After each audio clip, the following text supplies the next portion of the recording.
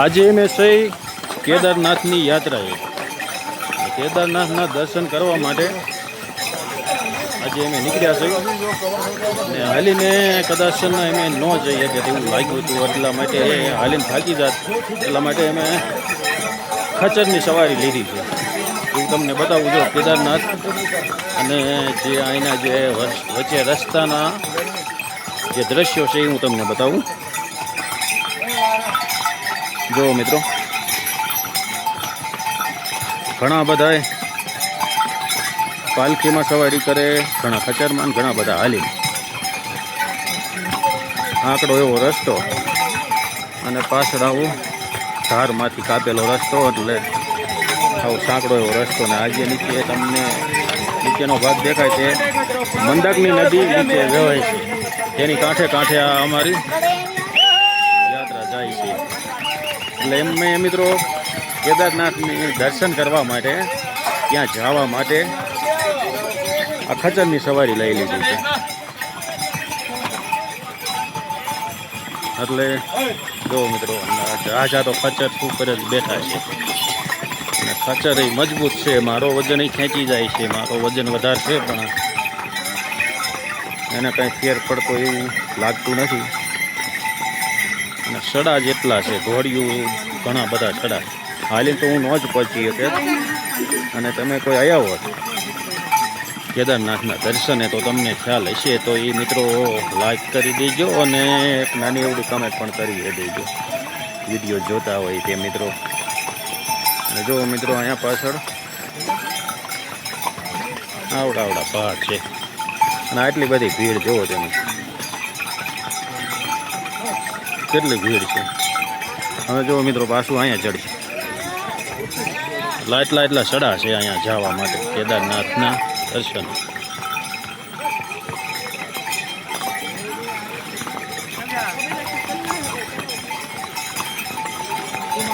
જો સડી કાલે કાલે ઘોડે, સફેદ ઘોડે, મોટે ઘોડે। જો અહીંયા કણે જેવા તેવાને બીક લાગી જાય, એટલી બધી નીચે ખાય આપણને દેખાય। જો કે એવો અનુભવ મને ક્યારેક થઈ જાય છે, એટલે કહું છું। પાછળનો વ્યૂ તમને હું બતાવું, તો આ છે પાછળનો વ્યૂ। પાછળ અમારા મિત્ર પણ ખચ્ચરમાં બેઠા છે, દેખાતા હોય તો લાલ રેનકોટમાં છે।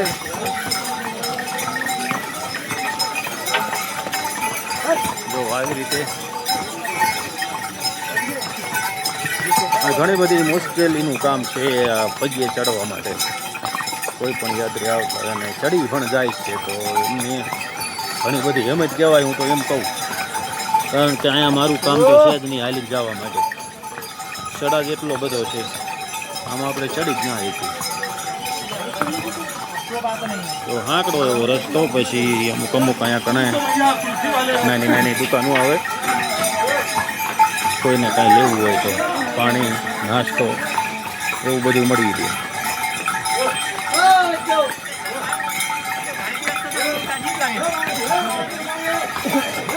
કેદારનાથની યાત્રા અને કેદારનાથના દર્શન કરવા માટે હું જાઉં છું ઉત્તરાખંડ।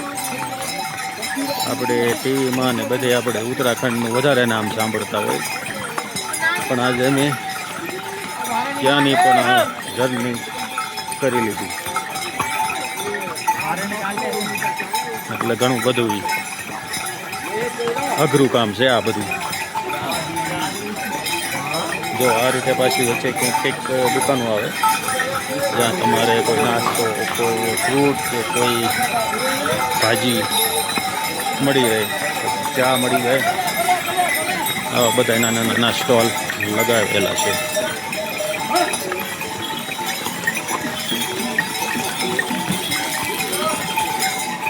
જો હેલો, આ ભાઈ છે મારા, જો કેટલી ટ્રાફિક, એટલે આ ટ્રાફિકમાં મિત્રો ચડવું તો બહુ મુશ્કેલીનું કામ છે, એટલી ટ્રાફિક છે।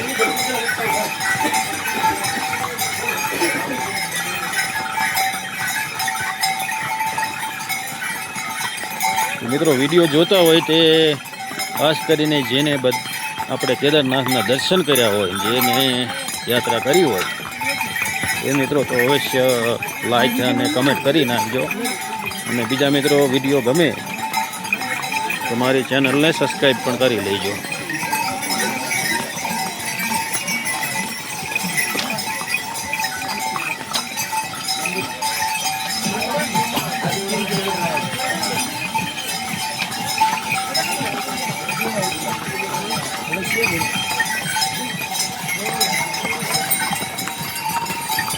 એટલે આવું છે મિત્રો બધી. મેં આપણે જે ઓલો ગૌરી કુંડ આવે ને ત્યાંથી બેઠા, ત્યાંથી બેસવાના 22 થી 23 કિલોમીટર કહે છે, ત્યાંથી બેસવાના અને કેદારનાથે પહોંચાડવાના.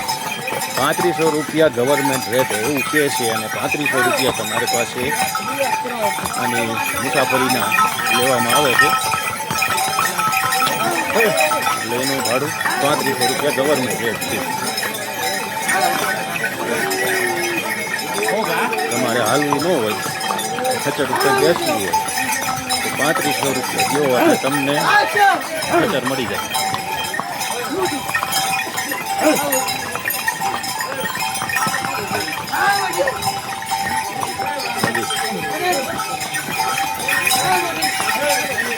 હાલે છે ઉતાવળી પાછી ધારાયો શું ખબર જાય તોડાયો. અને એમાંય પાછું આ ખચર તો જો આને કોઈ ચાલવા વાળું નથી. હાચે હાલી જાય. ઓલા આટલાને તો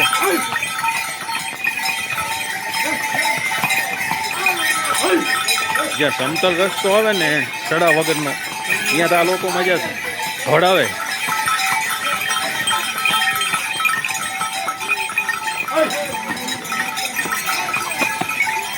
હા હા હા,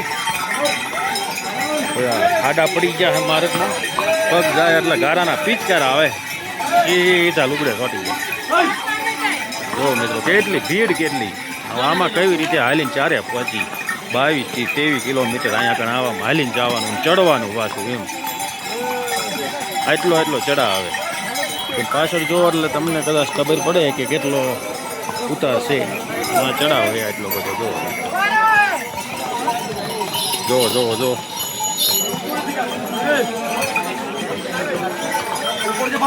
લોકો અત્યારે જ્યાં સિઝનમાં તો ઘણા બધા લોકો જ્યારે કેદારનાથની યાત્રા ખુલ્લી કરવામાં આવે એટલે બહુ યાત્રીઓની ભીડ થાય.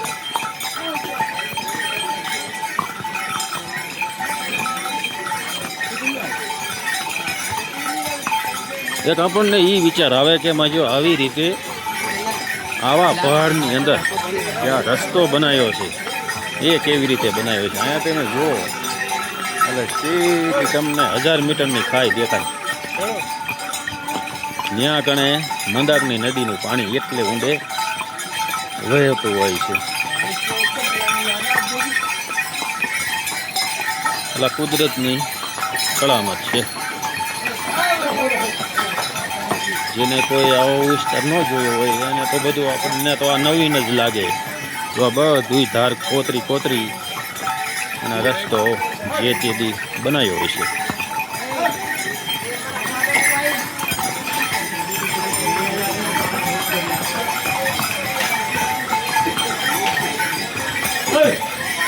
અહીંયા પાછું એક નાની એવડો સ્ટોલ આવી ગયો.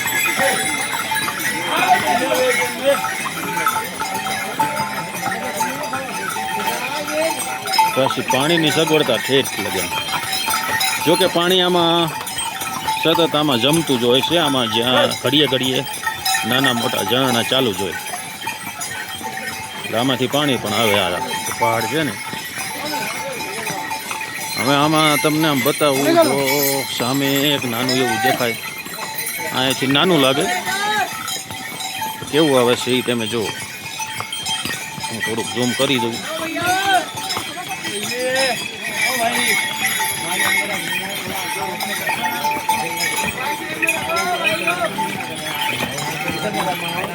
તો હવે થોડોક સડા આવ્યો છે.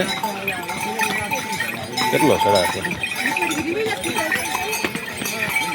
અને આ ઓબડ ખાબડ રસ્તો, આમાં ખચર કેવી રીતે પગ રાખે એ તો અમે એની કળામાં છે. આમાં માણસનો પગે પણ હરખો રહે એવું છે નહીં.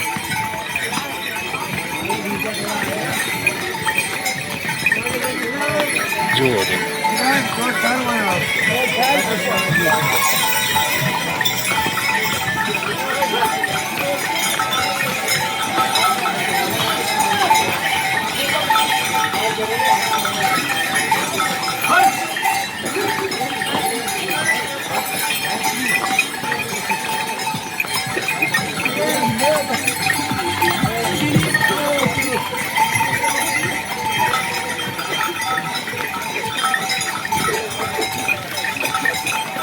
ના જે હાલીને જતા હોય ને એના અરે તો આ ખચર એક ધારા ભટકાય એ એવડી જોખમ.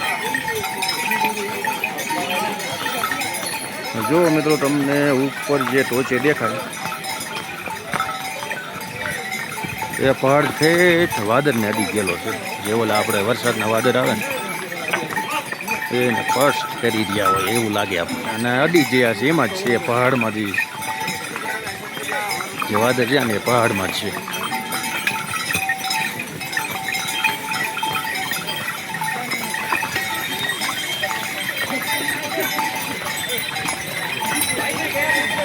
दुकान वाला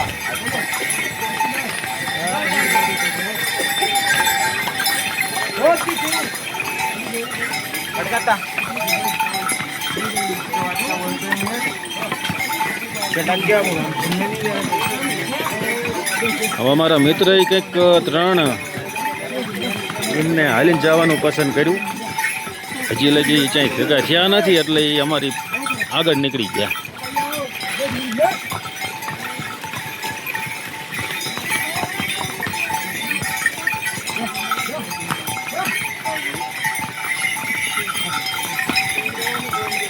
જો આપણે ક્યારેક આપણે ટીવીમાં જોયું કે ભૂસ્ખલન થયું, આ પહાડ અહીંયાથી ખબરે અને આ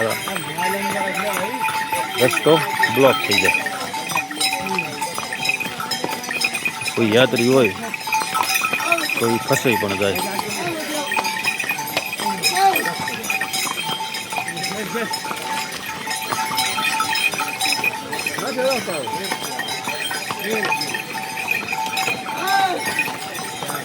જો કેટલું ઊંચું છે.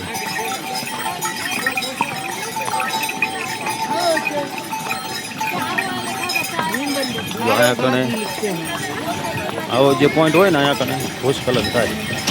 જો અહીંયા જવાનું બેઠું છે ને આમાં પાણી ચાલુ જે ચડાવીએ તો ત્યારમાં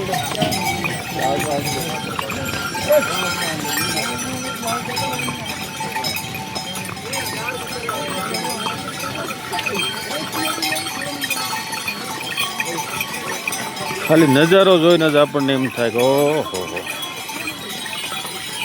એટલા માટે મિત્રો આ તમને બતાવવા માટે મેં આ વિડીયાનું શૂટ કર્યું છે. એટલે એટલો તો બને કે તમે વિડીયાને લાઈક કરી અને શેર કરી દેજો. અને નવા હોય તે મિત્રો મારી ચેનલને સબસ્ક્રાઈબ કરી લેજો.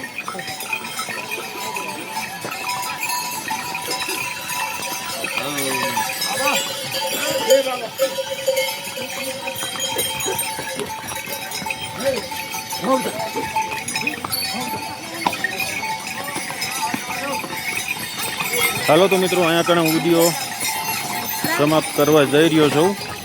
અને ખાસ કરીને વિનંતી કે વિડીયાને લાઈક અને શેર તો કરજો જ. તમારા માટે જ અમે વિડીયો શૂટ કરી અને બનાવ્યો છે એટલે એટલું તો કરજો જ. અને નવા હોય તે મિત્રો મારી ચેનલને સબસ્ક્રાઈબ કરી લેજો. હાલો, જય કેદારનાથ, જય બદ્રીનાથ.